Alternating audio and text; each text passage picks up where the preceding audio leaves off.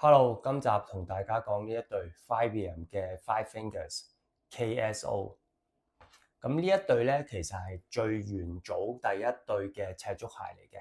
咁佢係最出名嘅一個鞋底牌子啦，Fibium 出嘅一個系列叫 Five Fingers。咁佢呢個型號叫做 KSO。佢個全名叫 Keep Stuff Out。咁點解佢有呢個名嘅話咧？咁我一陣再講啦。咁可以講下呢一對Five Fingers 五指鞋最特別大嘅特色。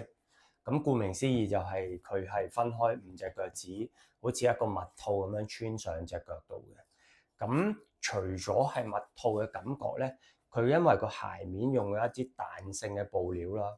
咁中間鞋掌、鞋背啦、腳背上面咧用一啲好薄嘅透氣布啦。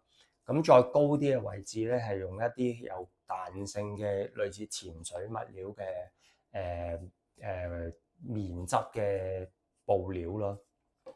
咁到最後咧，佢會有一個包覆住個腳腕嘅一個襪套設計。咁再加上其實佢係冇鞋帶嘅，佢係用一個一條形式嘅魔術貼同埋尼龍帶去做一個設計嘅。佢特別在嘅地方，佢係一對萬用嘅赤足鞋嚟嘅。咁所以其實佢哋無論着去做運動啦、普通行路啦、行山啦，甚至乎落水咧，其實佢都係適合嘅。第一佢個鞋底咧，其實佢係做一個特別嘅設計啦。你就咁睇咧，佢係一個冇乜紋路嘅鞋底嚟嘅。但係如果你屈曲佢嘅話咧，其實會發現到咧，佢有一啲暗紋喺鞋底嘅存在住。嗰啲暗紋其實係一啲魚骨紋嚟嘅。魚骨紋其實對於防線嘅能力係非常之好啦。而呢一種暗紋咧，其實係似一個帆船鞋嘅設計咯。咁帆船鞋一樣啦，其實佢專係俾一啲濕滑嘅地方啊，啲濕滑嘅船啊、甲板上面行嘅。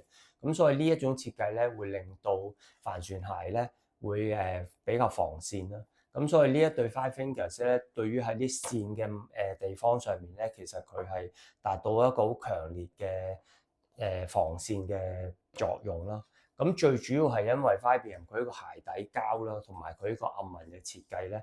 咁我做翻一啲測試嘅時候咧，喺有水嘅雲石地咧，其實做一啲測試都係發現佢個防線嘅能力都係比較高。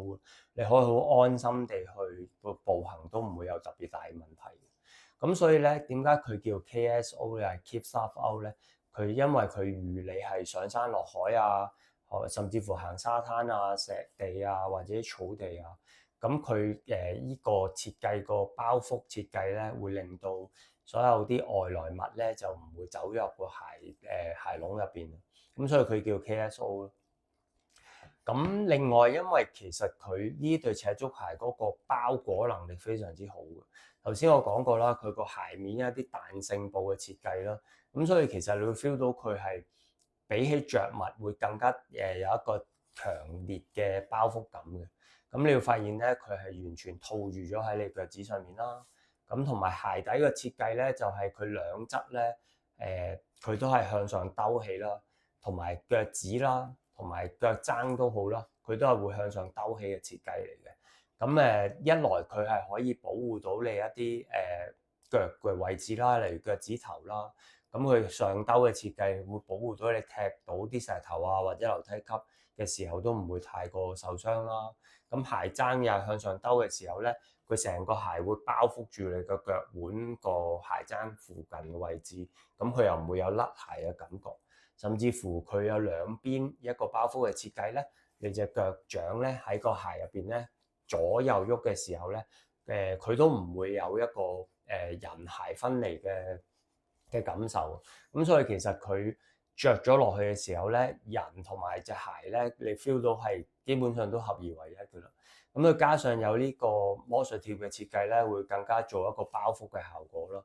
咁所以其實佢基本上係可以好安心地使用佢啦，做任何嘅活動啊，運動啊，甚至乎行山咧，我覺得佢都係非常之可以安心地著佢嘅。咁第一佢唔怕跣啦，因為其實佢 Fibium 佢出名嘅膠啦，比較絕啦。咁另外佢啲暗紋設計都會令到佢唔會跣嘅。咁呢個防跣能力係我著咁多赤足鞋嚟講，佢都係數一數二嘅啦。基本上你可以好安心地去着佢做你任何嘅活動，都唔會覺得有疑慮咯。咁同埋佢呢個我覺得佢介乎係鞋套同埋鞋中間嘅感覺。咁點解咁講咧？因為一般着 barefoot shoes 嘅時候，就算着得好薄啊，好少物料嘅赤足鞋啦，都好啦，你始終都會覺得有着一對鞋嘅感覺咯。咁而呢一對 Fibium Five Fingers 咧，佢個着鞋嘅感覺係相對係比較少嘅，就因為佢係好薄，佢又唔係好容易屈曲啦。咁所以同埋佢一個人鞋合一嘅設計咧，會令到你着鞋嘅感覺係比較少嘅。咁但係咧，你着咗落去嘅時候咧，你又唔會覺得你真係好似唔着鞋咁冇着鞋，因為始終咧佢個鞋底膠係有一定嘅厚度啦，同埋會有一定嘅對於你嘅腳係有一定嘅阻礙啦，我稱之為阻礙。咁所以你就唔會覺得自己係赤腳冇着鞋嘅。咁所以其實佢呢個感覺係我自己覺得比較有趣嘅。咁你係要親身試過barefoot shoes 嘅時候咧，你先感受到佢介乎似鞋，但係又唔係鞋；似赤腳，但係你又 feel 到有一定嘅保護同埋包覆嘅感覺。嗰個感受咧係其他鞋係冇咁樣嘅感覺嘅。係啊，咁所以我強烈建議你係去試一試。咁但係試嘅時候咧，記住一定要係啱 size 咯。咁如果你買咗大 size 嘅話咧，係會有少少危險性，因為呢一對其實係我自己買着過嘅第三對嘅 Five Fingers。咁我亦都試過有一對買大咗嘅。咁行樓梯嘅時候咧，發現會棘到啲樓梯，因為包覆感，因為佢唔夠貼服啊，買大咗嘅時候，咁所以好容易會踢到其他嘢咯。咁你話Five Fingers 係咪真係一對好完美嘅赤足鞋咧？咁我自己覺得係所有赤足鞋都係冇完美嘅，就算佢係好防跣啊，或者佢真係好free 啊，去喐動你對腳都好啦。咁呢一對赤足鞋嘅缺點咧，我自己覺得就係佢後邊呢個位置咧，其實如果你唔着襪嘅話咧，佢都會有垮嘅感覺嘅。咁我自己着就未至於去到損或者甩皮，但係你會 feel 到佢垮嘅感覺會令到你個腳踭後邊有少少唔舒服。咁所以呢一對鞋我自己建議都係着翻襪會好少少。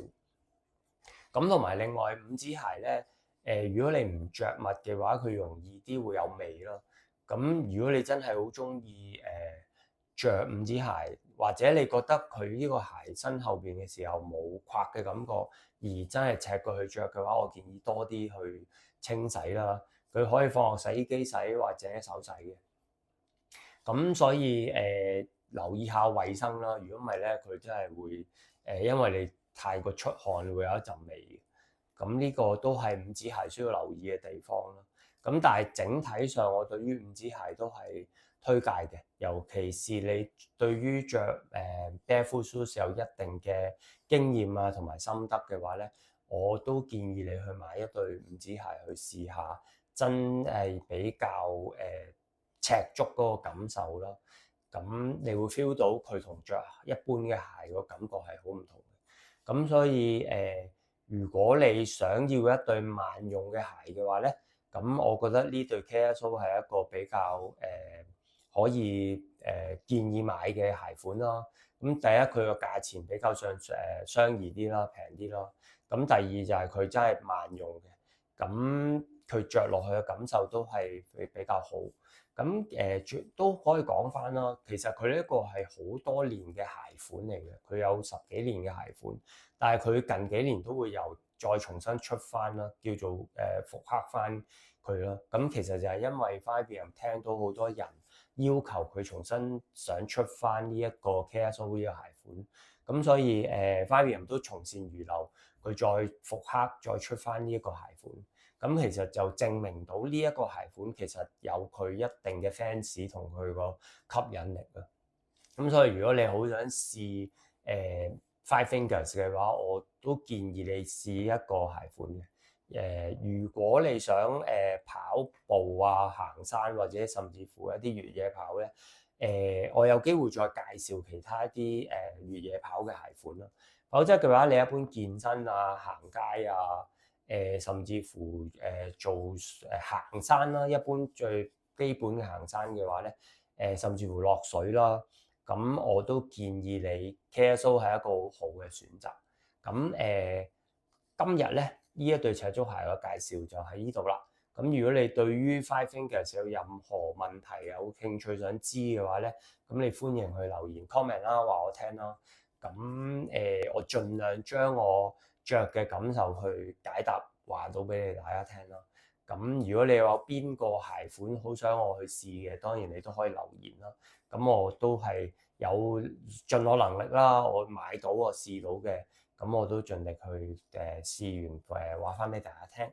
咁如果你有咩意見嘅話，歡迎都係留言話我聽啦，多啲 share 啦，subscribe 啦。